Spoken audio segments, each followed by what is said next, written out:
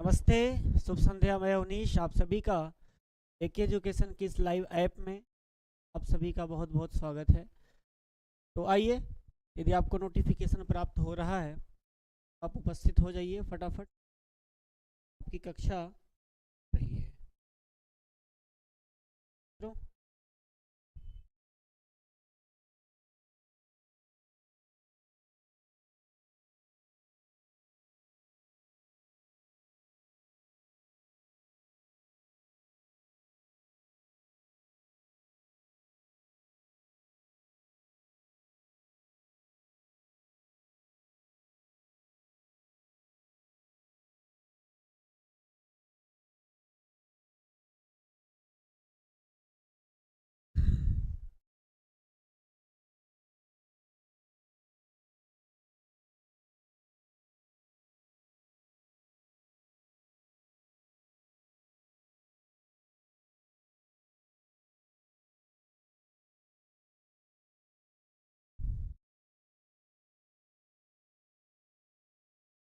चलिए देखा जाए, हम लोग कल कहाँ तक पढ़ लिए थे।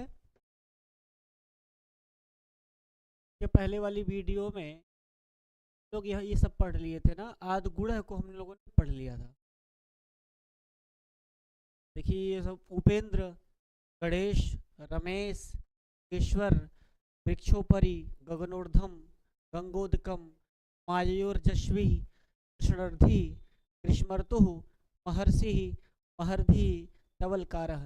ये सब आदि गुणः के आदि गुणः के संधि के अंतर्गत लोगों ने पढ़ा था। अ या आ के बाद यदि हरस या दीर्घ ई आवे तो दोनों के स्थान पर ए। अ या आ के बाद यदि उ या उ आवे तो ओ। अ या आ के बाद री आए तो अर। अ या आ के बाद री आए तो अल हो जाता है। ऐसा गुण संधि कहती है। अब इसके बाद कुछ लिखा है, कुछ स्थल ऐसे हैं जहाँ पर यह नियम नहीं लगता, वे नीचे दिखाए जाते हैं। क्या नियम नहीं लगता भाई? नियम क्या नहीं, नियम नहीं लगता? तो नियम ये नहीं लगता जिसे आप अभी गुण संधि पढ़ रहे हैं। एक तरह से आप इसको पढ़ने जा रहे हो आज, इसको आप अपवाद मानिए। स्वर संधि के इसको कहा जाता है, स्वर संधि के अपवाद, है ना। अब अपवाद में क्या होता है, जहाँ जो है बन आया वहां पर उसके विरुद्ध भी कुछ कार्य हो जाएगा शब्द बनाने की। उसके लिए आप जानते हैं कि व्याकरण तीन मुनि, एक पाणिनि, एक कात्यायन अर्थात वररुचि तथा पतंजलि। तो ये जहाँ पर पाणिनि ने अपना काम कर दिया है और उसके बाद चीज़ें जहाँ और भी हो सकते हैं, कुछ शब्द बन सकते हैं, वहाँ कात्यायन ने अपनी लिखनी चलाई है, अपने वार्तिक के रूप में लिखा। वार्तिक आप जानते हैं गद्य और पद्य दोनों में होता है। तो यहाँ पर देखिए, एक आद गुण के बाद ये दूसरा सूत्र लिखा, अक्षादुहिन्याम उपसंख्यानम। क्या लिखा है? अक्षादुहिन्याम उपसंख्यानम, अक्षादुहिन्याम उपसंख्यानम। इसके बाद आदिरेरोह प्रादुहो रोढ़े शेषु। तो हमको ये पढ़ना है कौन सा? ये वाला सूत्र पढ़ना है, अक्षादुहिन्याम उपसंख्यानम। ये वार्तिक है। किसका वार्तिक है? ये कात्यायन का वार्तिक है। इसीलिए लिखा कुछ स्थल ऐसे हैं जहाँ ये पर यह नियम नहीं लगता, नीचे दिखाए जाते हैं। इसमें कह रहे हैं, देखिए लिखा है का के ऊपर दो लिखा है, मतलब दूसरा सूत्र है। यहाँ 2 नंबर है ना, यहाँ का के ऊपर 2 लिखा है। लिखा अक्षधन उहिनी छोहिड़ी। यहाँ पर न के स्थान पर ण कैसे हो गया, आगे बताया जाए। आपको हम बता देंगे कैसे, किस सूत्र से हुआ। यहाँ गुण स्वर ओ न होकर वृद्धि स्वर औ हुआ है। मतलब यहाँ आपको आद गुण का लगेगा लेकिन वह वृद्धि हो जाएगी, यही बात है। और इसलिए आपका ये फिर स्वादिरेड़ो और प्रादुहो ढूंढे सैसेसु, इसी को हम पढ़ना है। तो आइए हम यहीं से कुछ अलग से जल्दी से ले लेते हैं और आपको देखा जाए इसमें क्या बन जाए। आप इसको ऐसा लिख सकते हैं जैसे कि स्वर संधि के कुछ अपवाद सूत्र या वार्तिक। संधि के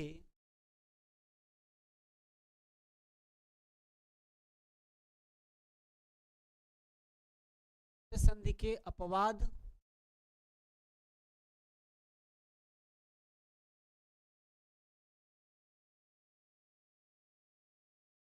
वार्तिक। ठीक,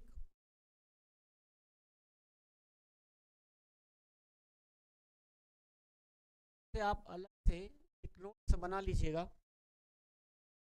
चलिए अब देखा जाए, पहला सूत्र आपका क्या है।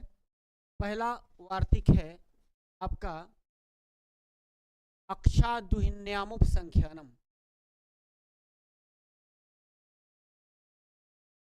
अक्षादुहिन्यामुप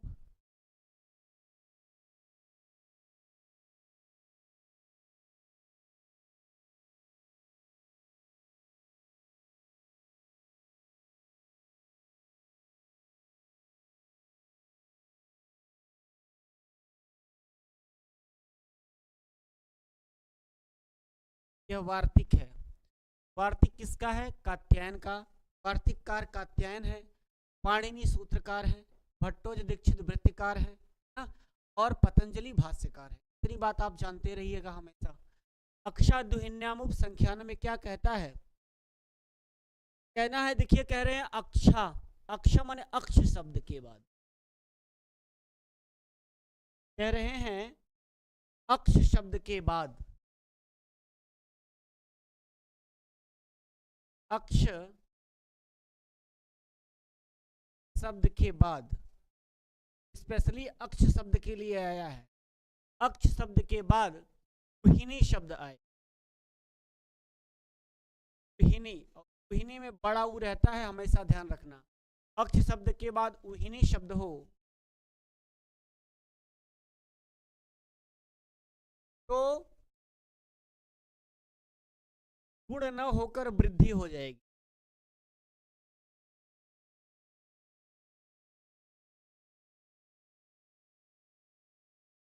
गुण न होकर वृद्धि संधि हो जाएगी।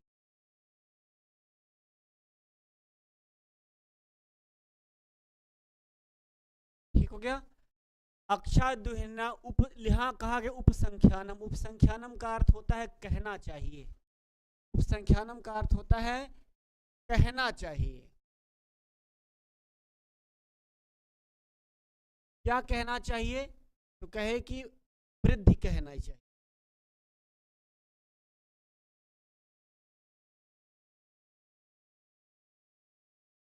वृद्धि कहनी चाहिए, तब वृद्धि कह दो। अक्षादुहिन्याम संख्यानम, बस इसके लिए एक ही शब्द आया। उदाहरण के रूप में आप देखेंगे प्यारे, उदाहरण के रूप में देखें, एक उदाहरण दिया, अक्ष शब्द है, अक्ष शब्द के बाद उहिनी, उहिनी शब्द हो। अब आप देखिएगा, अक्ष शब्द है, ये छ बनता कैसे है? क और श मिलकर के छ बनता है। ये क प्लस स मिलकर के छ बनता है। अब इस स में क्या है? आ है, तो ये छ बना है ना, छ बना है। छ में अब यदि आप तोड़ेंगे तो दो वर्ण मिलकर के संध्यक्षर अक्षर है। ये संध्यक्षर कहते हैं, मतलब छत्रज्ञ तो संध्यक्षर हैं, मतलब दो अक्षरों से मिलकर के बने हैं। तो क और श से मिला है। इस स में आप तोड़ के निकाल लेंगे तो श से क्या निकलेगा? स से अ निकल जाएगा। इसी लास्ट में छ में आ लगा हुआ है, आ के बाद उ आया है, तो कौन सी संधि कार्य करेगी? अभी इसके पहले आपने गुण संधि पढ़ी थी। गुण संधि क्या कह रहा था? आ या आ के बाद क्या ई आए तो ए हो जाए ना, आद गुण कह रहा था। आ या आ के बाद छोटा उ या बड़ा उ आए तो ओ हो जाए। तो छ में अ है, आगे उ है, अ उ मिल करके क्या बना? गुण संधि होनी चाहिए थी। जब गुण संधि हो जाएगी, अ उ मिल करके ओ बन जाएगा, तो ये बन जाएगा अक्षोहिणी। क्या बनेगा? अक्षोहिणी बने जाएगा, क्षोहिणी बनेगा। अक्षोहिणी बन जाता तो अक्षोहिणी शब्द व्याकरण की भाषा में गलत हो जाता, अनिष्ट हो जाता, इसका कोई अर्थ नहीं निकलता। शुद्ध शब्द क्या है? अक्षौहिणी है। अक्षौहिणी शब्द है, डबल चोटी इस पे है, डबल मात्रा है, ये अक्षौहिणी शब्द बना है। अब इसी यही अक्षौहिणी शब्द को बनाने के लिए छ में अ है, तो आप ऐसे अगर तोड़ दें, अ है, फिर आपका का आप ऐसे ही तोड़ लीजिए, सीधे सीधे अक्ष से आप अ निकाल लीजिए और आगे गुहिनिक बना लीजिए। ये अ और उ के स्थान पर गुण होना चाहिए था, लेकिन हमको वृद्धि करनी है। एक ही शब्द बनाने के लिए ये वार्तिकात्यायन ने इस वार्तिक को गढ़ा। इसका नाम है अक्षादुहिन्याम उपसंख्यानम। अक्षादुहिन्याम उपसंख्यानम, है ना। तो ये अक्षौणी में यहाँ गुण होनी चाहिए थी, गुण बन जाती, नियम यही लग रहा था, लेकिन ये नहीं लग करके किन्होंने कहा उपसंख्यानम कहना चाहिए। क्या कहना चाहिए? बोले गुण होकर के वृद्धि कहनी चाहिए। जब वृद्धि हो जाएगी तो वृद्धि वर्ण क्या होता है? आ आई औ, ये तीन वर्ण वृद्धि संज्ञक होते हैं। आ उ मिल करके यहाँ औ बन जाएगा, यहाँ ओ नहीं बनेगा, यहाँ औ बन जाएगा। औ बन जाएगा तो क्या बन जाएगा? यही आपका बन जाएगा अक्ष शब्द हो जाएगा। अक्ष ओ धन हिनी, है ना। तब आप मिला देंगे तो यही शब्द बन जाएगा अक्षौहिणी। अक्षौहिणी शब्द बन जाए। अब आपको शुद्ध शब्द लिखा क्या जाता है? शुद्ध शब्द लिखा जाता अक्षौहिणी। अक्षौहिणी ये शब्द लिखा जाता है। अब यहाँ न को, यहाँ देखिए न है तो न को यहाँ पे ड़ हुआ। पूर्व पदार्थ संज्ञायाम मगह एक सूत्र है। पूर्व पदार्थ संज्ञायाम मगह, पूर्व पदार्थ संज्ञायाम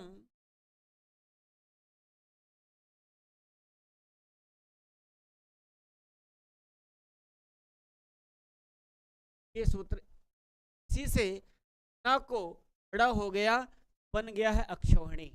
अक्षौहिणी का अर्थ क्या होता है? अक्षौहिणी का अर्थ होता है सेना। पांडवों जैसे सेना की बात है, सेना जो है पांडवों की 7 अक्षौहिणी सेना थी, कौरवों की 11 अक्षौहिणी सेना थी। तो एक अक्षौहिणी सेना में जैसे 28,700 कुछ या ऐसे 28,700 पैदल यात्री, इतने हजार घुड़सवार लोग, इतने हजार हाथी की, इतने हजार पैदल, सब मिलाकर के एक अक्षौहिणी सेना होती है। एक अक्षौहिणी में कई लाखों सेनाएं हो जाती हैं, तो इसलिए एक अक्षौहिणी सेना। तो आप सोच सकते हैं कि जब महाभारत का युद्ध हुआ था तो 7 अक्षौहिणी सेना पांडवों के पास, 11 अक्षौहिणी सेना कौरवों के पास लड़ाई लड़ी गई थी, जिसमें सबका नाश हुआ, है ना। तो इसलिए अक्षौहिणी शब्द बना। अक्षादुहिन्याम उपसंख्यानम वार्तिक से कात्यायन के गुण बनता, लेकिन अक्षौहिणी शब्द बनता। परीक्षा में आपसे सवाल पूछता है अक्षौहिणी में कौन सी संधि है? आप कहोगे वृद्धि संधि है। दूसरा सवाल बनेगा अक्षौहिणी शब्द में किस सूत्र से बना है या किस वार्तिक से बना है? इस वार्तिक का नाम अक्षादुहिन्याम उपसंख्यानम, ये वार्तिक से बना है। ठीक है। अक्षौहिणी का संधि विच्छेद क्या होगा? तीसरा सवाल अक्षधन ऊहिनी। ऊहिनी में ध्यान रखना, बड़ा ऊ होगा, छोटा ऊ नहीं होता है, अक्षौहिणी बनेगा, अक्ष ऊहिनी। इतनी बातें आपको ध्यान रखनी है, इससे ज्यादा आपको इसमें ध्यान नहीं रखने की आवश्यकता है। एक आपका एक वार्तिक क्लियर हो गया, अक्षादुहिन्याम उपसंख्यानम। इसके बाद दूसरा वार्तिक हम लोग पढ़ेंगे। दूसरा वार्तिक क्या है? दूसरा वार्तिक है आपका बाबूराम सक्सेना में दिया स्वादी रेरडोह। दूसरा वार्तिक क्या है? स्वादी, स्वादी रेरडोह।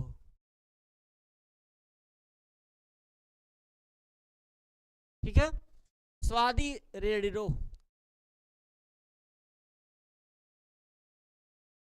अब यह भी क्या है आपका? यह भी वार्तिक है, यह भी वार्तिक है। ये क्या कहता है? इसकी परिभाषा क्या है?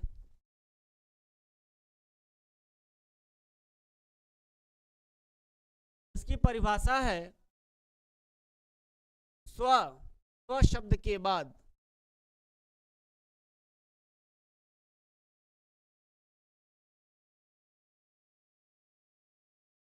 स्व शब्द के बाद ईर या ईरणी शब्द आए। स्व शब्द के बाद ईर या ईरिनी, ईरिन, ईर या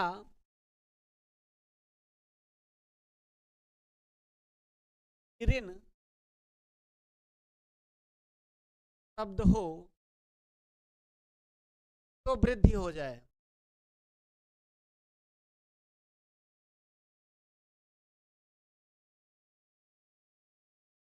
तब आप एक गुण के अपवाद पढ़ रहे हैं, गुण संधि के अपवाद कर रहे हैं। उदाहरण के रूप में देखें,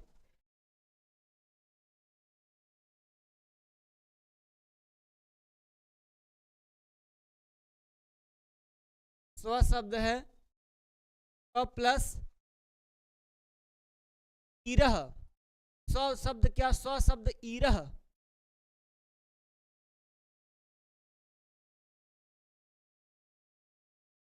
तो क्या बनेगा? अब आप देखिए, तोड़िए, स्व में से आप क्या निकालेंगे, अ प्लस यहाँ क्या निकालेंगे, ई, रह बन गया। अब अ और ई आया, यहाँ पर आ और ई के स्थान पर क्या बनता, ए बन जाता। आ या आ के बाद छोटी ई या बड़ी आए तो क्या बन जाए, ए बन जाए। तब गुण संधि का नियम लग रहा है। लेकिन तो क्या बन जाता, अगर गुण संधि शब्द से हम बनाते तो क्या बनता, बन जाता स्वेरह, स्वेरह शब्द बनता। तो स्वेरह शब्द गलत हो जाता इस गुण संधि के अकॉर्डिंग, अर्थात पाणिनि के सूत्र के अकॉर्डिंग यह स्वेरह शब्द बनता। यही कहता है कि आ ई के स्थान पर ए बन जाए तो स्वेरह बनेगा। लेकिन यह एक वार्तिक आया, स्वाधीरे ऋणोह, स्वाधीरे ऋणोह, स्वाधीरे ऋणोह, यह भी क्या करता है, यह वृद्धि करता है। इतनी बात आप देख लीजिए, लिख लीजिए, वृद्धि करता है।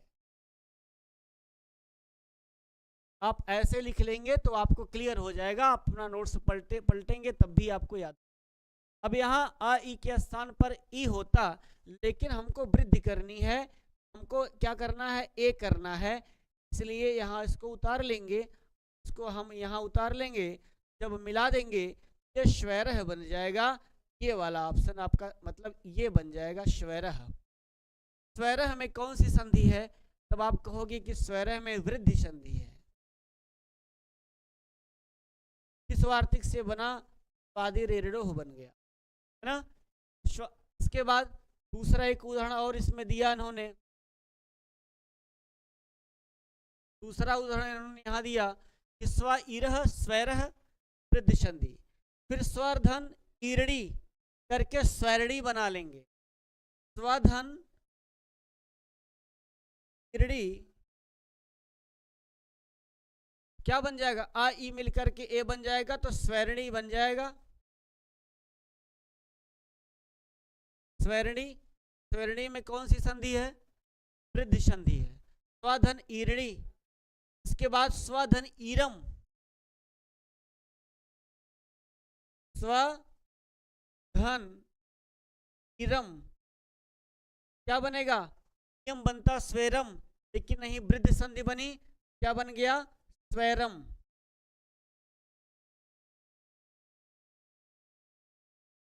स्वैरम बना, ठीक है। इसके बाद आपका स्वधन ईरी एक और बनेगा, स्वधन ईरी क्या बन जाएगा, स्वैरी। स्वैरी बनता, लेकिन नहीं इस नियम से स्वैरी बनेगा। मतलब ये आपके जो हैं कुछ उदाहरण हैं। आपका एक स्वैर है क्या, इसके बाद आपका स्वैरणी, स्वैरम और स्वैरी। तो बनाने के लिए यह वार्तिक आया, स्वाधीरे ऋणोह वार्तिक, जो वृद्धि करता है।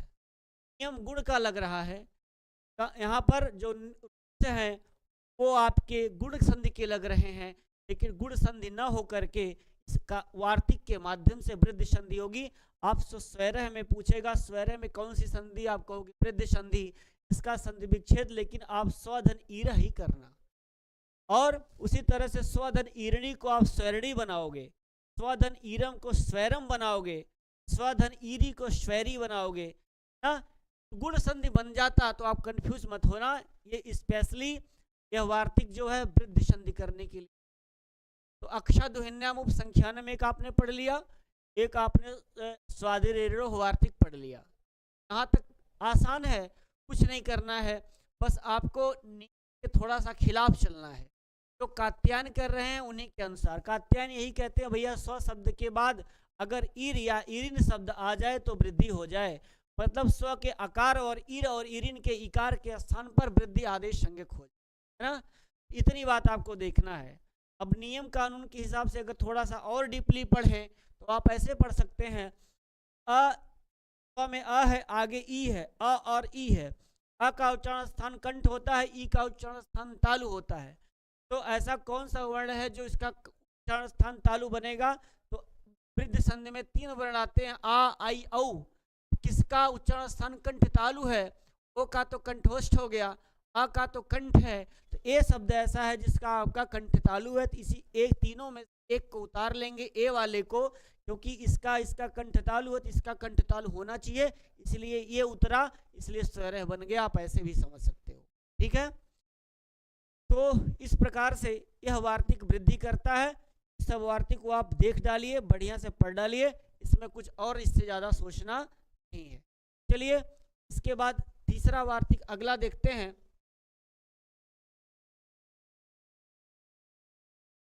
तीसरा वार्तिक हमारा है, क्या है? बाबूराम सक्सेना के अकॉर्डिंग चल रहे हैं, प्रादुहो ढोढये सैशेषु। प्रादुहो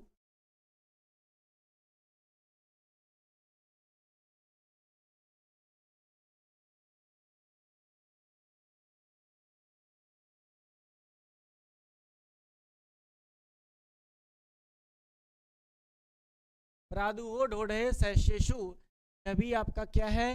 वार्तिक है। ये वार्तिक क्या कहता है ये भी देखना है।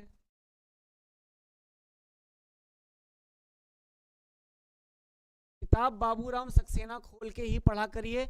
आप किताब भी खोलेंगे, यहाँ भी पढ़ेंगे, तब आपको समझ में आ जाएगा। प्रादुहो ढोढे सैसेसु, ये सब क्या कहता है? प्र शब्द के बाद, ये तोड़ेंगे तो कहते हैं कि प्र शब्द के बाद, ऐसा लिख सकते हैं, प्र शब्द के बाद ऊढ़, है ना, इसके बाद ऊढ़ी, और ऊढ़ी, और एक शब्द आता है प्र शब्द के बाद ऊढ़ हो, ऊढ़ी हो, इसके बाद एश हो और ऐश हो, एश हो, एस्य, तो वृद्धि हो जाए। बस इतना ही कहता है। प्रादुहो ढोढये सैसेषु, प्रादुहो ढोढये सैशेषु, प्रादुहो ढोढये सैसेषु। यह वार्तिक क्या करता है? वृद्धि करता है। जहां पर नियम लगेगा उसको यह वृद्धि बना देगा। अगर गुण का नियम लगता है तब भी वृद्धि बना लेगा, अगर कहीं पररूप संधि का नियम लग रहा है तब भी इसको वृद्धि बना देगा। प्र शब्द के बाद ऊढ़ हो, ऊढ़ी हो, ऐसा हो, ऐश्य हो, तो प्र के आकार के स्थान आकार और दोनों वर्णों के स्थान पर वृद्धि संज्ञक वर्ण आदेश हो जाए, ऐसा कहता है। हमने साल्ट में लिख दिया कि प्र ऊढ़ ऊढ़ी ऐसा ऐसे हो जाए तो वृद्धि संधि हो जाए, इतनी सी बात कहते। अब जैसे आप देख सकते हैं प्रधन ऊह, उदाहरण के रूप में आप देखें,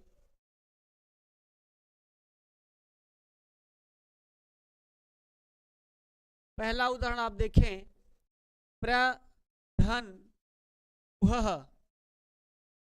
अब आप तोड़ें तो प्र में से प है, के बाद र है, र से अ निकलेगा, आगे क्या है? उह है ना।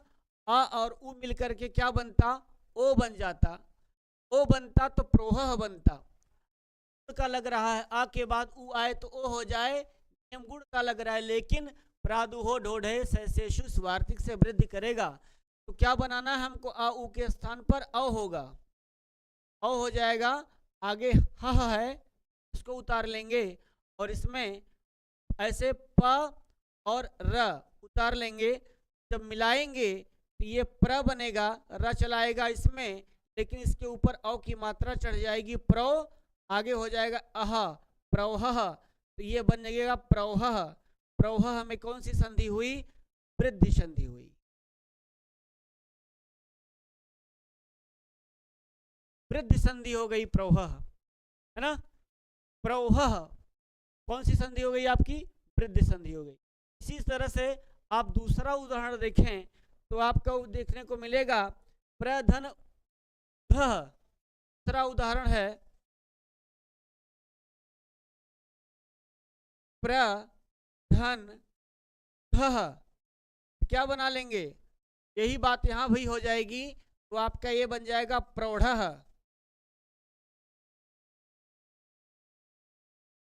यहां पर भी कौन सी संधि हुई? वृद्धि संधि हुई। ठीक है। प्रधन ऊढ़ प्रौढ़, प्रधन ऊढ़ी अगर आप करें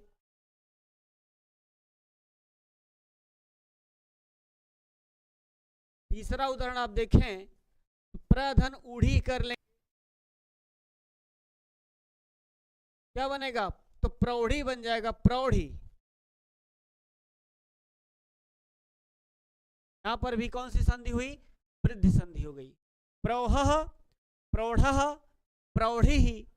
और इसके बाद एक उदाहरण कहा ना कि देखिए ऊढ़ आया, प्र शब्द के बाद ऊढ़ हो, ऊढ़ी हो, वह भी हो गया, ऊढ़ी भी हो गया, और इसके बाद एशह और एस्यह शब्द आए। तो प्र शब्द के बाद प्रौह, प्रौढ़, प्रौढ़ी, तीन उदाहरण बने कि नहीं बने? प्रौह बना, प्रधन ऊह, प्रधन ऊढ़ को आपका प्रौढ़ बना, और प्रधन ऊढ़ी आपका ये बन गया। ये तीन उदाहरण बने। ये तीनों उदाहरण जो है आपके, ये गुण के अपवाद हैं। आप लिख सकते हैं ये तीनों उदाहरण गुण के अपवाद हैं।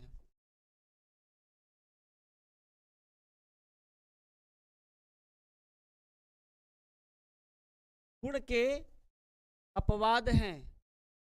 अपवाद तो वहां भी था, लेकिन यहां पर तीन उदाहरण कभी आपसे पूछ सकता है कि प्रौह में कौन संधि, अगर ये गुण बन जाता तो बन जाता प्रोह, बन जाता प्रोह, गलत हो जाता ना। उत्तम तर्क करने वाला प्रौह और प्रौढ़ी माने जो प्रौढ़ होता है, परिपक्व जिसे आप कहते हो, परिपक्वता को प्राप्त हो गया है, तो प्रौढ़, प्रौढ़ बनता। प्रौढ़ शब्द तो होता नहीं, प्रौढ़ होता है।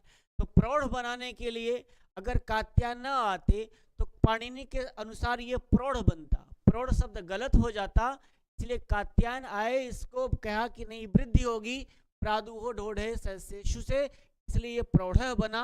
तो प्रौढ़ एकदम प्रौढ़ है, परिपक्व है। इसी तरह से प्रौढ़ी भी हो गया, प्रधन ऊढ़ी, प्रौढ़ शब्द बन गया। ये तीनों उदाहरण किसके अपवाद हैं? गुण के अपवाद हैं। क्यों गुण के अपवाद हैं? क्योंकि यहाँ पर तीनों उदाहरणों में जो नियम लग रहा था वह गुण संधि का लग रहा था। गुण न होकर के वृद्धि हुई, तो हम कह सकते हैं कि तीनों उदाहरण किसके अपवाद हैं? गुण के अपवाद हैं। जाहिर सी बात है ना। दो उदाहरण इसमें और देखिए, यहां देख लीजिए दो उदाहरण आपके, वो आपका प्रधन एशः, प्रधन एशः है। देखिए आ के बाद ए आया है, आ के बाद ए आया है, तो कौन सा सूत्र लगेगा? कि आ के बाद ए है, प्र उपसर्ग के बाद ए आ जाए, तो यहाँ पर एंगी पररूपम एक सूत्र है ना, एंगी पररूपम, तो पररूप संधि करता है। अकारांत, कोई अकारांत उपसर्ग हो, उसके बाद ए आ जाए, तो क्या बन, कौन सा नियम लागू हो जाए? एंगी पररूपम का भी नियम लागू हो जाता, लागू हो जाता ना। तो एंगी पररूपम जब नियम लागू हो जाता तो पररूप संधि हो जाती। पर माने बाद में बाद जैसा रूप बन जाता, लेकिन यहाँ पर भी यह नियम लग गया, तो क्या बन गया? प्रैशः बन गया। यहाँ पर भी वृद्ध संधि कार्य कर गई। आ ए मिलकर के, यहाँ पर देखिए प्रधन ए होता, आ ए मिलकर के आय बन जाता, वृद्ध संधि कार्य कर जाती, नियम वृद्ध संधि बन जाती। लेकिन वृद्ध संधि बनना ही बनना है नियम के अकॉर्डिंग। लेकिन एक और आता है एंगी पररूपम, उसका भी यह कार्य है। वह भी कहता है कि मैं संधि करूंगा। तो इसने कहा कि प्रादुहो ढोढ़े सहसेसु ने मना कर दिया, बोले नहीं तुम नहीं करोगे, मैं करूंगा, मेरा अधिकार है, मुझे यहाँ करना है, मुझे करने दो। तो क्या बन जाएगा, प्रैशः शब्द, यहाँ बन जाएगा प्रैशः, प्रैशः शब्द बनेगा, और प्रैशः शब्द बन जाएगा तो ये वृद्धि संधि हो जाएगी, यहाँ पर वृद्धि हो जाएगी। और एक और है प्रधन, आपका प्रधन एष्यः, ये भी है, तब बन जाएगा आपका क्या, प्रैशः बन जाएगा। ये यहाँ पर भी आपका कौन सा है, वृद्धि संधि लगी। ठीक है, ये जो दोनों उदाहरण हैं आप लिख सकते हैं, एंग पर रूपम के अपवाद है। आपसे सवाल परीक्षा में पूछा जाएगा कि प्रौढ़ में कौन सी संधि है, आप कह देना कि वृद्धि संधि है। संधि विच्छेद क्या है, प्रौढ़ का प्रधन उढ़, प्रौढ़ में कौन सी संधि है, वृद्धि संधि है। विच्छेद क्या है, प्रधन उह है। ध्यान रखना, सब में बड़ा ऊ है, इतनी बात को ध्यान रखना है, छोटा ऊ नहीं करना प्यारे, नहीं तो। और एक सवाल और बनेगा कि प्रह प्रूढ़ में किसके अपवाद हैं, तब आपको ये लाइन मारना पड़ेगा, यह गुण संधि के अपवाद हैं। बाकी दो उदाहरण प्रेषः और प्रेषः दे दिया जाएगा, इसमें आपसे पूछा जाएगा ये किसके अपवाद हैं, तब आपको यहाँ कह देना चाहिए, पर कह देना, लिख देना कि ये एंगी पर रूपम के अपवाद हैं। इसके अपवाद हैं एंगी पर रूपम, एंगी पर रूपम के अपवाद। ठीक है, एंग पर रूपम के अपवाद ये दोनों उदाहरण, बाकी वो गुण के अपवाद हो जाएंगे। वार्तिक लगा प्रादुहो ढोढ़ये सहसेषु, प्रादुहो ढोढ़ये सहसेषु। इसी में लिखा हुआ है प्रौढ़ प्रौढ़ प्रौढ़ी प्रेषः ऐशः, सब मिलाकर के बन गया प्रादुहो सहसेषु। ठीक हो गया, इतनी बात आपको जाननी थी, जो संधि करना था इतनी बात आपको पकड़नी है। बाबूराम सक्सेना, इतने से आपका काम चल जाएगा। चलिए आगे बढ़ते हैं। 3 वार्तिक आप लोगों ने पढ़ लिया, चौथा वार्तिक हम देखते हैं, यह सूत्र पढ़ेंगे। अब देखिए बाबूराम सक्सेना क्या कहते हैं। इतनी बात तो पढ़ लिया हम लोगों ने, ये क्या बोले हैं जरा उनको देख लीजिए। देखिए इन्होंने कहा है, इसको उन्होंने कहा कि अक्ष शब्द के बाद उहिनी हो तो अक्षौहिणी बन जाए। यहाँ पर न के स्थान पर न कैसे हो गया, हमने बता दिया, ऐसे आते हैं, यही बात हमने बताई थी ना। प्र शब्द के बाद यही आगे आगे जो लिखा है, वह उड़ी एशः ऐसे आते हैं, तो दोनों के स्थान पर क्या हो जाए, संध्यक्षर गुण स्वर न होकर वृद्धि स्वर हो जाता है। संध्यक्षर मतलब, क्योंकि संध्यक्षर बना है ना, संध्यक्षर मिल के बना है, इसलिए यहाँ पर क्या हो जाए, संध्यक्षर गुण स्वर न होकर, मतलब मिल करके गुण न बन के वृद्धि स्वर बन जाए, मतलब वृद्धि कर देता है। अगला उदाहरण इन्होंने बताया, प्रधन उह बराबर प्रौढ़, प्रधन ऊढ़ बराबर प्रौढ़, प्रधन ऊढ़ी बराबर प्रौढ़ी। ठीक, प्रधन एशः बराबर प्रेषः, प्रधन एशः बराबर प्रेष्यः बन गया। पाप ऐ की मात्रा लगी है, यहाँ पर ही लगी है। लिखा, इनमें प्रथम 3 उदाहरण आदि गुण सूत्र तथा अंतिम दोनों एंग पर रूपम के अपवाद हैं। वही बात जो हमने आपको बता दी थी कि ये प्रौढ़ प्रौढ़ और प्रौढ़ी, ये 3 जो हैं ये गुण के अपवाद हैं। इसके अपवाद हैं, गुण के अपवाद हैं। यही बात बोला था कि प्रथम 3 उदाहरण गुण के अपवाद हैं, और दूसरा प्रेषः और प्रेषः, यहाँ पर तो वृद्धि संधि हो ही रही थी, लेकिन एंग पर रूपम भी कार्य कर रहा था, इसलिए यह पररूप का अपवाद है, पररूप संधि का अपवाद है। अपवाद मतलब नियम लग रहा था तो ये बन गया। इतनी बात आपने देख ली। अब इसके बाद एक और आता है, इसको हम देखेंगे कि आपका उपसर्गाधृत धातु सूत्र है ना, आगे अभी नीचे मिलेगा। यदि अकारांत उपसर्ग के बाद ऐसी धातु आवे जिसके आदि में हरस री हो, तो आ और री के स्थान पर आर हो जाता है। यह नित्य हो जाता है, जैसे उपधन रिक्षति संधि करता है उपसर्गादृति धातु। अब इसके बारे में कहते हैं कि अवर्णांत उपसर्ग के बाद री से प्रारंभ होने वाली कोई धातु हो तो पर के स्थान पर वृद्धि संज्ञक भी धातु आए तो वृद्धि संधि हो जाए।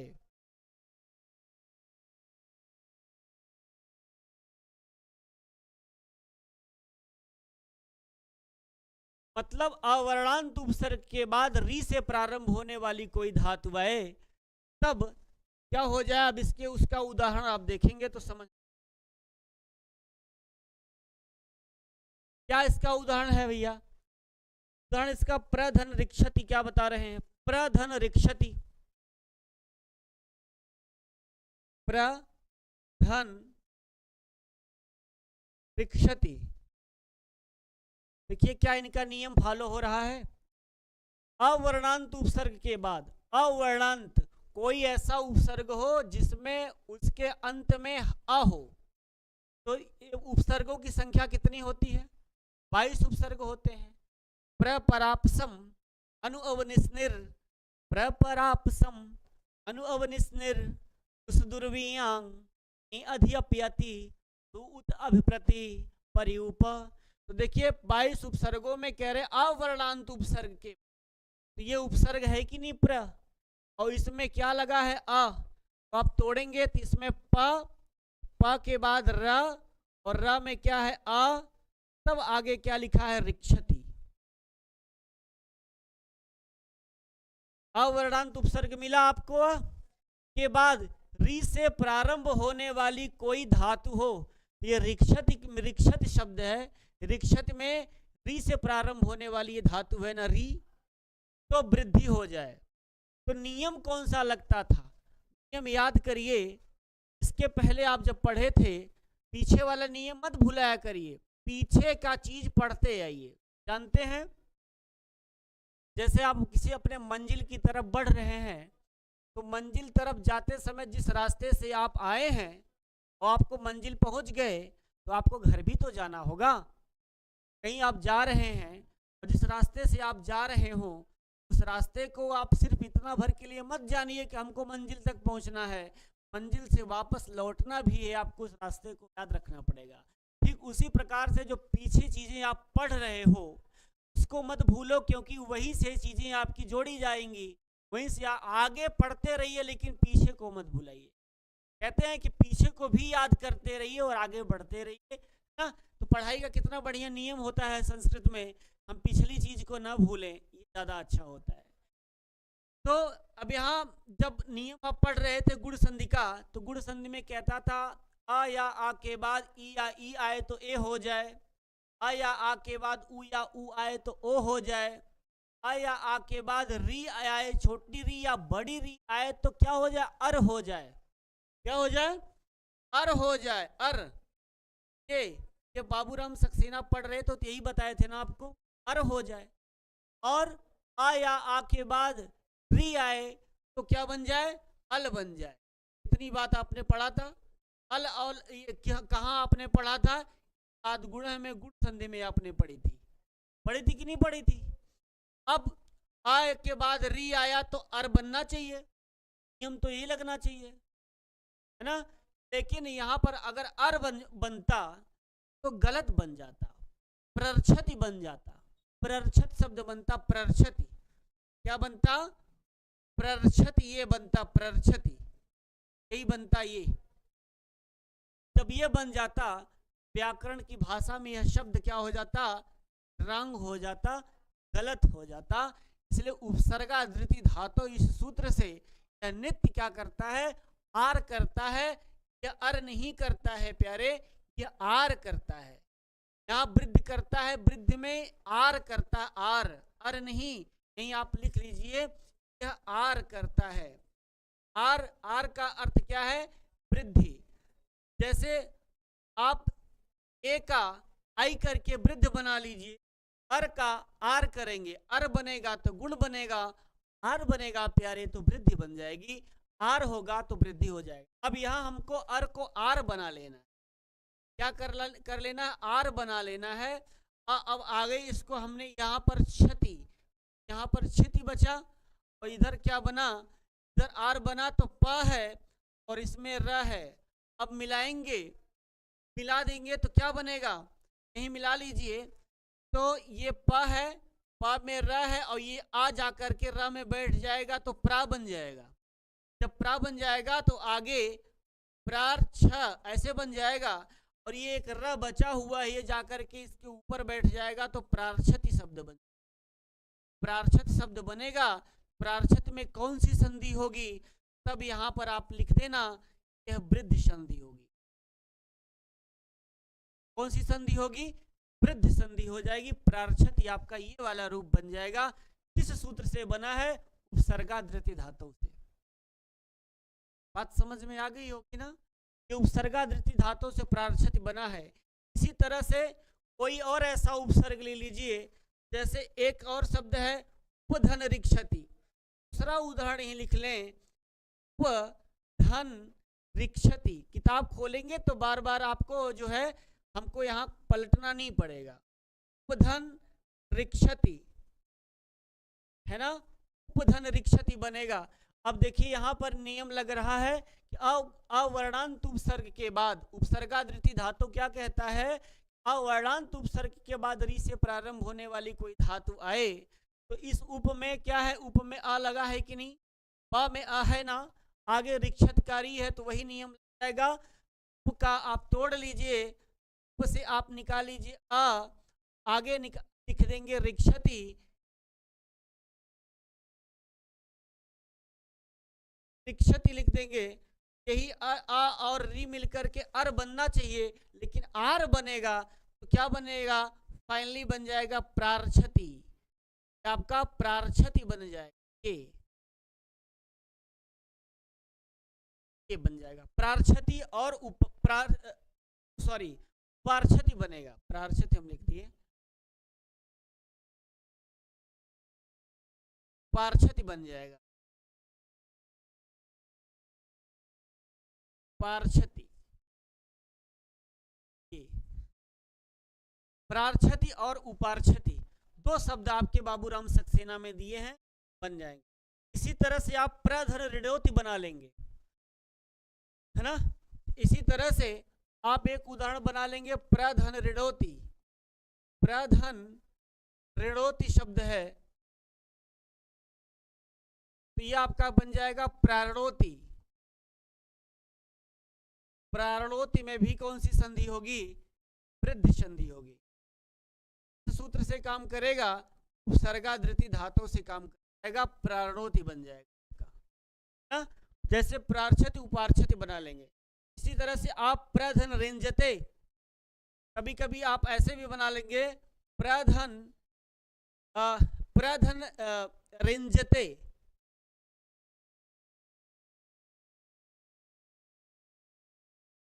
ये क्या बना लेंगे,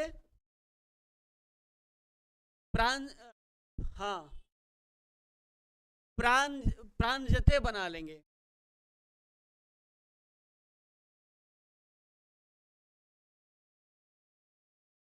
प्रांजरते ऐसा आप बना लेंगे, प्रांजरते ये आपका बन जाएगा। यहां पर भी कौन सी संधि हुई, आपकी वृद्धि संधि हुई।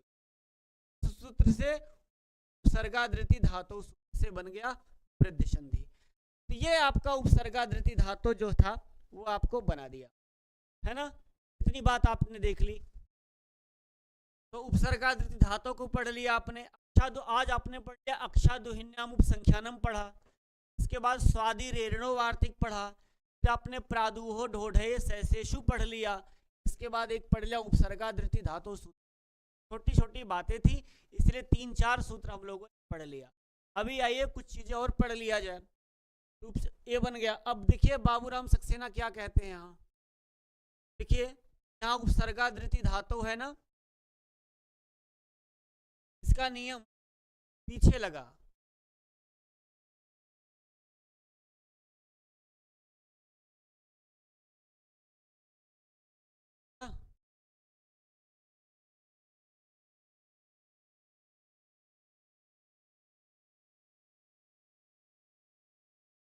ये उदाहरण जो लिखा है, यदि अकारांत उपसर्ग के बाद ऐसी धातु आवे जिसके आदि में हरस्व री हो तो अ और री के स्थान पर आर होता है और नित्य होता है।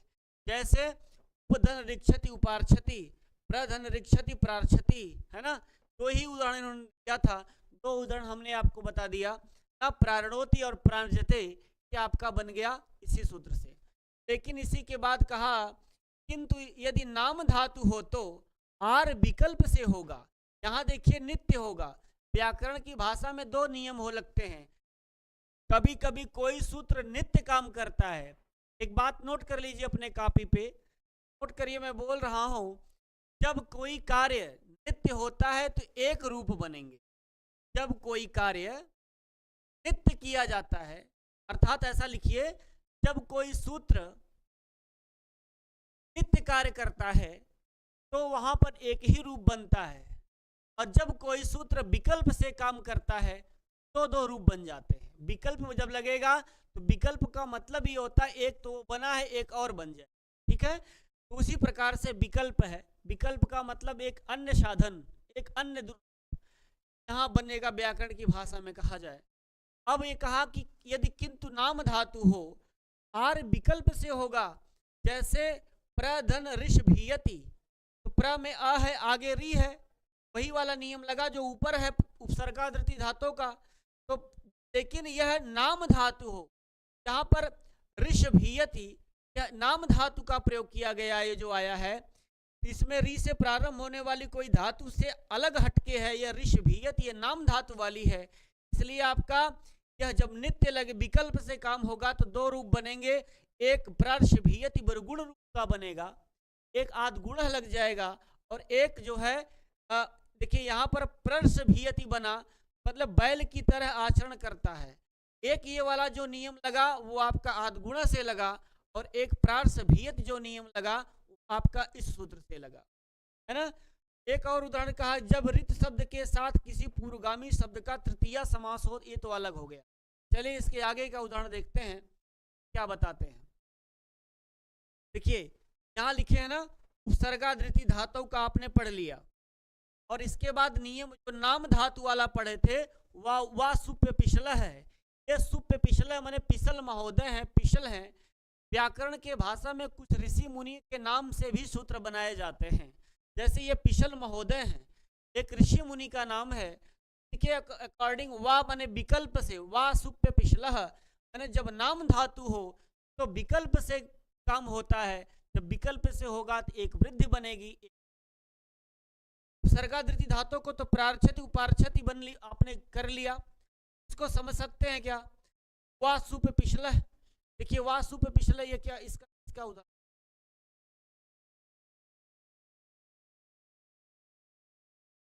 का तृतीया समास, ये ऋतकः का सूत्र का उदाहरण। ये ऋतकः को बाद में पढ़ेंगे, अभी हमने उपसर्गादृति धातु को पढ़ा, वासु पे पिछले को, यही दोनों देखना है, और तृतीया समासी को तो बाद देखेंगे। उपसर्गादृति धातु आपने देख लिया, वासु पे पिछले को देखते हैं। चलिए वासु पे पिछले को समझ, वा पे पिछला,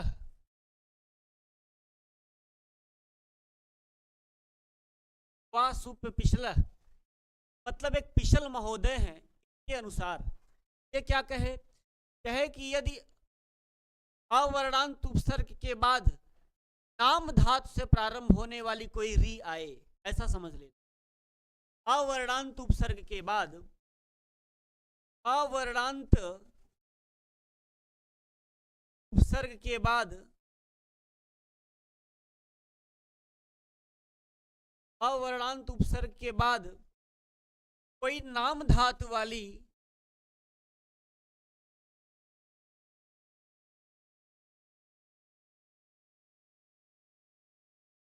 री से कोई नाम धातु वाली री, अवर्णांत उपसर्ग के बाद कोई नाम धातु वाली री से प्रारंभ होने वाला शब्द आए, से किताबी भाषा से थोड़ा अलग हट के समझ। नाम धातु वाली री से प्रारंभ होने वाले शब्द हों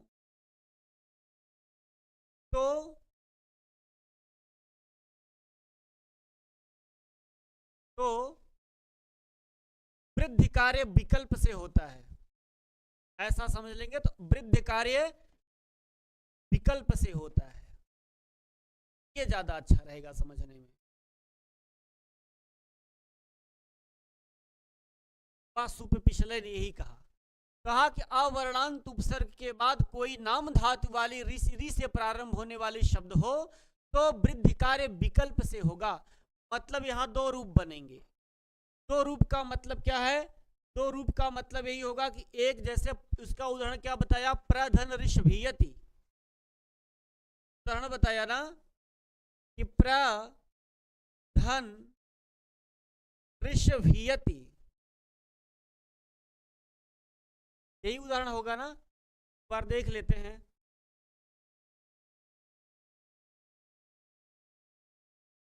देखिए, प्रधन ऋषभियति,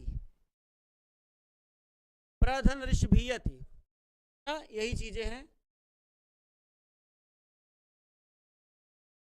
प्रधन ऋषभियति, तो अब यहां पर अवर्णांत उपसर्ग है, प में आ लगा है, आगे ऋषभियत का री है, लेकिन यह नाम धातु की है ना, यह नाम धातु वाली है। पहले के जैसे प्रार्छति उपार्छति नहीं है। प्रधन ऋक्षति प्रार्छति उपधन ऋक्षति उपार्छति आपने बना लिया, वो उपसर्गादृति धातु से नित्य कार्य होता है, इसलिए एक एक रूप बना, डायरेक्ट प्रार्छति और उपार्छति बन गया। लेकिन यहां जब विकल्प से वृद्धि कार्य होगा तो एक बार क्या बनेगा, एक बार आपका रूप बनेगा प्रार्षभीयति, प्रार्षभीयति, ये प्रार्षभीयति, यहां पर वृद्धि संधि हुई,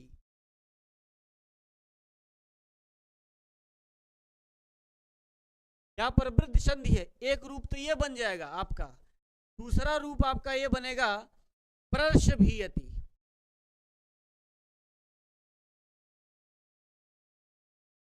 यहां पर यह जो कार्य हुआ, यह अरी के स्थान पर अर बना, अर बन गया तो प्रर्षभीयत बन गया, मतलब यह गुण संधि कार्य हुआ।